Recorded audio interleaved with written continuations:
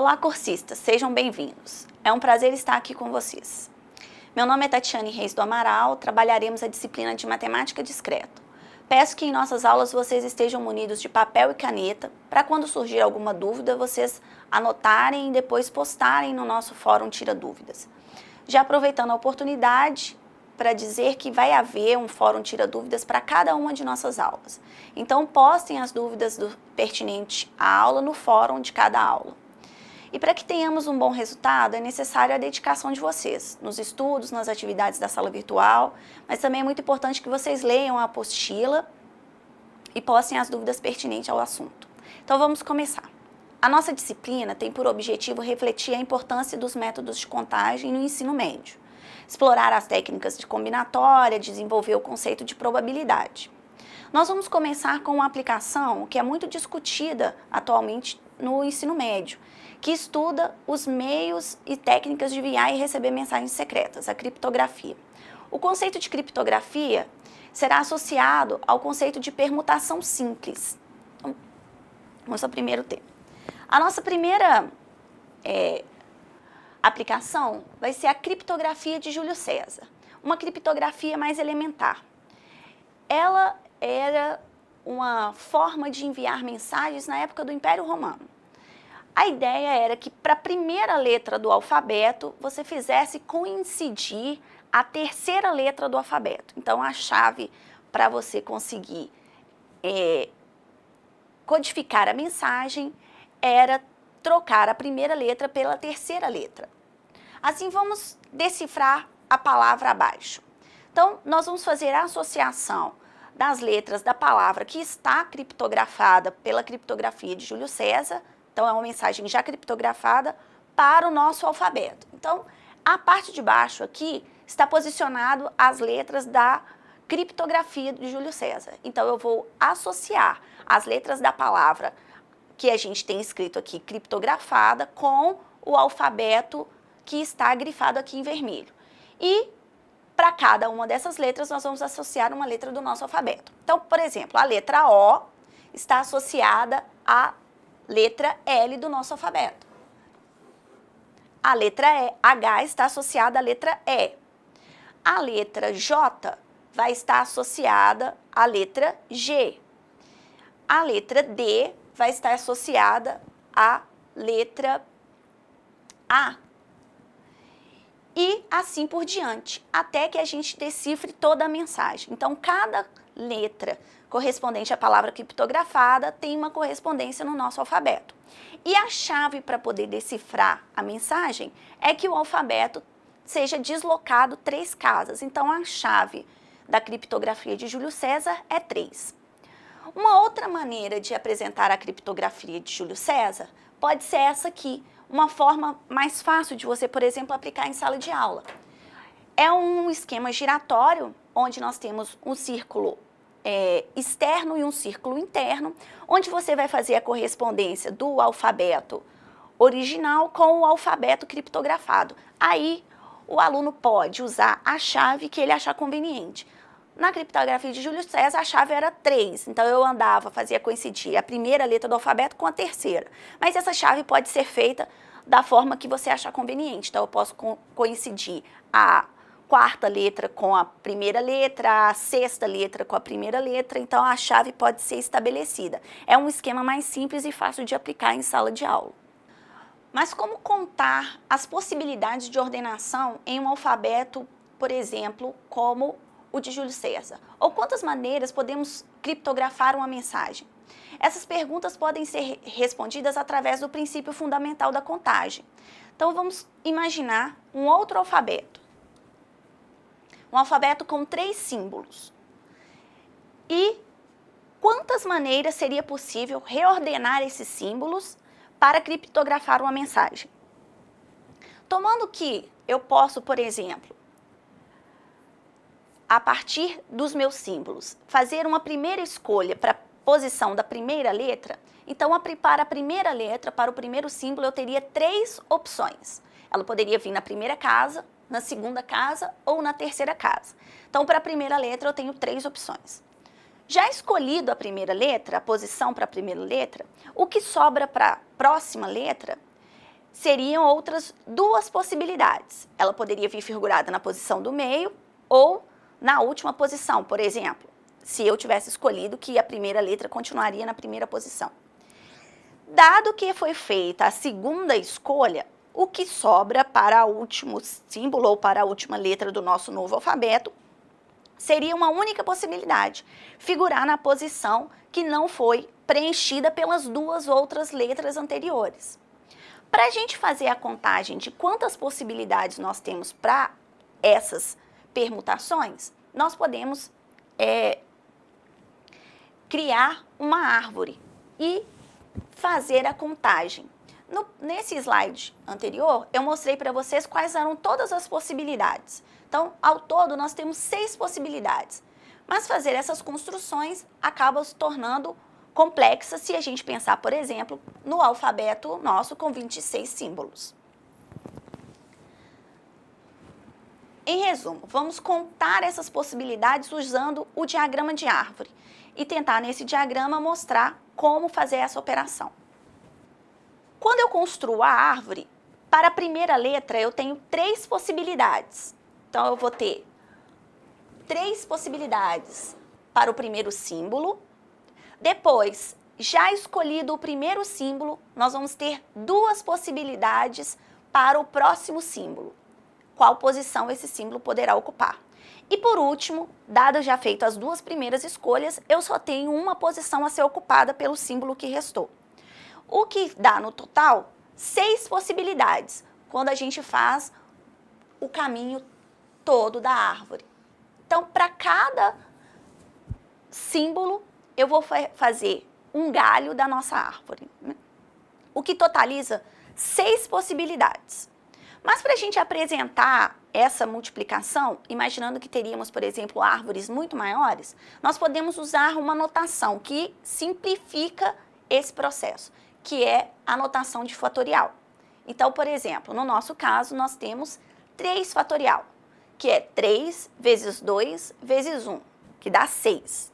Então, o fatorial vai ser um número inteiro positivo definido por essa multiplicação, a multiplicação de todos os números menores do que ele, todos os números inteiros menores do que ele.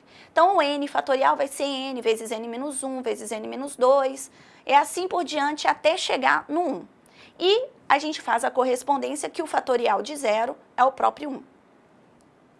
Então, a gente está ligando esse conhecimento ao conceito de permutação simples. A permutação simples de um conjunto com n elementos é um agrupamento ordenado de m elementos desse conjunto, e o termo simples significa que não vai haver repetição dos elementos em cada ordenação.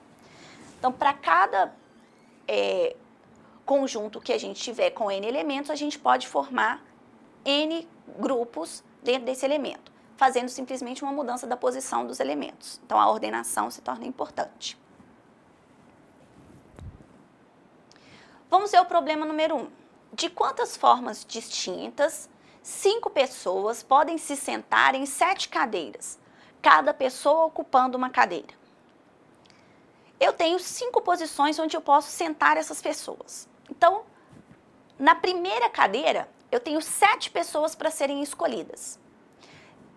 Dado que a primeira pessoa se sentou, para a segunda posição eu tenho 6 opções.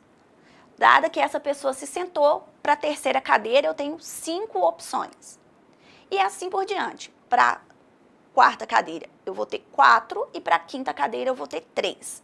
Dessa forma, para a gente descobrir quais são as possibilidades de sentar essas 7 pessoas nas 5 cadeiras, nós temos 7 vezes 6 vezes 5 vezes 4 vezes 3. Ou seja, há 2.520 formas diferentes deles se sentarem nessas cadeiras. Esse problema é um problema que trata não só da permutação dos elementos do conjunto, mas também há menos posições para serem ocupadas por todos os elementos do conjunto, o que a gente chama de arranjo simples. Agora vamos pensar num problema em que a ordem dos elementos não é importante, ou seja, uma dupla formada por Leandro e Leonardo é a mesma dupla formada por Leonardo e Leandro. Esse tipo de problema é tratado pelo conceito de combinação simples. uma forma de a gente apresentar esse tema ao ensino médio é através do estudo do Código Braille. O Código Braille é um código que foi inventado por Louis Braille. Ele ficou cego quando criança por causa de um acidente e o Código Braille é uma forma de construir o alfabeto através do tato. Hoje muito comum em caixas eletrônicos, telefones e meios de acesso para pessoas com deficiência visual. Uma forma também de integração entre a matemática e a inclusão de pessoas com deficiência. Como que o Código Braille funciona? Ele é baseado numa disposição parecida como uma pedra de dominó, onde a gente tem 3 furos ou pontos nas colunas e 2 pontos nas linhas. Então, ele é uma disposição 3x2. 3 linhas por 2 colunas. Como se fosse uma pedra de dominó. No nosso caso aqui, aonde seria o ponto com relevo, nós vamos simbolizar pelo ponto preto. Por exemplo, para simbolizar a letra A no alfabeto Braille, é um único ponto em relevo. No nosso caso, vai ser um único ponto colorido de preto. Uma peça de um dominó. Vem a pergunta: quantos padrões diferentes nós conseguiríamos montar com o Código Braille? Com esse cartão de 3x2, quantos símbolos diferentes para o Código Braille é possível se formar? Sabendo que cada cartão tem 6 furos e que para cada furo nós temos 2 possibilidades, ele pode ser preenchido com relevo ou não. No nosso caso, ele pode ser pintado de preto ou não. Então, nós temos 6 pontos em branco, que para cada ponto tem 2 possibilidades. E aí, se a gente for fazer a contagem de todas essas possibilidades, nós vamos ter 2 possibilidades para o primeiro ponto, 2 possibilidades para o segundo, 2 possibilidades para o terceiro e assim por diante. O que dá para a gente 2 elevado a 6, que dá um total de 64 símbolos possíveis de serem criados com o Código Braille. Então, você vê que o Código Braille tem uma quantidade bem razoável de símbolo, o que torna ele eficiente para a comunicação, né? Fazendo até correspondências do nosso alfabeto com o alfabeto Braille, com os símbolos, como por exemplo ponto, vírgula, espaço, maiúsculo. Todos esses símbolos podem ser criados dentro dessas 64 possibilidades para o Código Braille. Mas vamos voltar a contagem da quantidade dessas possibilidades, de escolhas, que é de fundamental importância para o conceito de combinação. Existem situações envolvendo contagem em que a ordem dos elementos é importante e outras que a ordem não é importante. Nós vamos ver dois exemplos que ilustram o conceito de permutação e o conceito de combinação, onde a ordem importa, o outro a ordem não importa. Nós temos um problema seguinte: uma garagem com 2 vagas e eu preciso estacionar 3 carros nessa garagem. Eu quero colocar esses 3 carros em certa ordem nessa garagem. Então, nós vamos fazer as possibilidades de estacionar os 3 carros nas 2 vagas. Eu posso começar com o carro vermelho, depois o carro azul. Eu posso estacionar o carro vermelho e depois o carro amarelo. Se eu coloco o carro azul primeiro, eu posso estacionar o carro azul, depois o carro vermelho. Ou o carro azul e depois o carro amarelo. E por último, se eu colocar o carro amarelo primeiro, depois eu posso colocar o carro azul, ou depois eu posso colocar o carro vermelho. Se você prestar atenção, a ordem com que a gente coloca os carros na garagem é importante. Ou seja, a disposição primeiro carro vermelho, depois carro azul, é diferente da disposição primeiro carro azul, depois carro vermelho. O que significa que a ordem com que eu estaciono os carros é importante. Então, esse é um problema de permutação. Nós vamos ver que no total eu tenho 6 possibilidades para estacionar os carros na garagem. Agora vejamos um outro problema. Será que para fazer uma salada de fruta com 2 frutas diferentes, quando eu tenho 3 frutas à minha disposição, a ordem é importante? Então vamos construir as possibilidades para a minha salada de fruta. Eu posso fazer maçã com caju, ou maçã com uva. Eu posso fazer caju com maçã ou caju com uva. Eu posso fazer ainda uva com maçã ou uva com caju. Mas pensando um pouquinho, uma salada de frutas que tem maçã e caju é a mesma salada de frutas que tem caju e maçã. A salada de fruta não mudou o sabor. Isso significa que a ordem aqui não é importante, porque uva e maçã formam a mesma salada. Maçã e uva formam a mesma salada. Então, isso significa que as repetições podem ser eliminadas. Então, significa que a salada maçã com caju é a mesma que caju com maçã. A salada uva e caju é a mesma que caju e uva. Então, podem ser eliminadas. E isso significa também que uva e maçã também é a mesma coisa que maçã e uva, o que significa que também pode ser eliminado. O que sobra para a gente, então, são 3 possibilidades para construir a nossa salada de fruta. As ordens em que as frutas foram trocadas vão ser dispensadas. Mas como levar esse agrupamento para um caso mais geral? Uma combinação simples, ele é um agrupamento de objetos de um dado conjunto em que o objeto não pode ser escolhido de forma repetida e a ordem de seus elementos não é importante. Ou seja, os agrupamentos são os mesmos elementos que são considerados iguais, independente da ordem que eles são agrupados. Então, para generalizar esse conceito, nós vamos fazer a construção de uma fórmula geral, ok?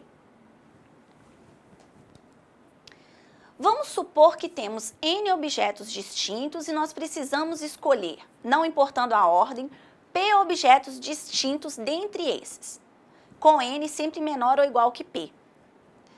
Quantas maneiras a gente pode fazer isso? De quantas formas diferentes eu posso contar esses agrupamentos? Então, nós vamos começar com a escolha do primeiro elemento. Para esse primeiro elemento, eu vou ter N possibilidades. Para o próximo elemento, eu vou ter N menos 1 possibilidades. Para a escolha do terceiro elemento, eu vou ter N menos 2 possibilidades. E assim por diante até o pésimo elemento. Então, eu vou ter N vezes N menos 1 vezes N menos 2 até o N menos P menos 1. Mas a gente sabe que o N fatorial é uma multiplicação que vai do N até o primeiro elemento do nosso conjunto. Então, se eu for fazer N fatorial P vezes, então vai ser N vezes N menos 1 vezes N menos 2, assim por diante, até chegar no N menos P menos 1, até o último, que é o N menos P, o último elemento. Mas, se eu coloco o termo que eu estou interessado, que são as possibilidades para a escolha que nós fizemos aqui no arranjo superior, nós vamos ver que, ao passar o N menos P para o lado de lá dividindo, então N menos P é transportado para o outro lado da igualdade, e o que sobra para a gente é o mesmo fator, a mesma construção de possibilidades que a gente tem para o caso geral que foi feito aqui em cima. Ou seja, N vezes N menos 1 vezes N menos 2, assim por diante até N menos P menos 1. Assim, a fórmula geral para a combinação vai ser dada pelo resultado do número de permutações do elemento do subconjunto que a gente escolheu. Ou seja, eu vou dividir o resultado obtido pelo número de permutações, ou seja, pelo número de trocas que aconteceu. Então, uma combinação onde eu faço a escolha de P elementos num conjunto com N elementos, ou seja, agrupados P a P, vai ser N fatorial dividido por P fatorial vezes N menos P fatorial.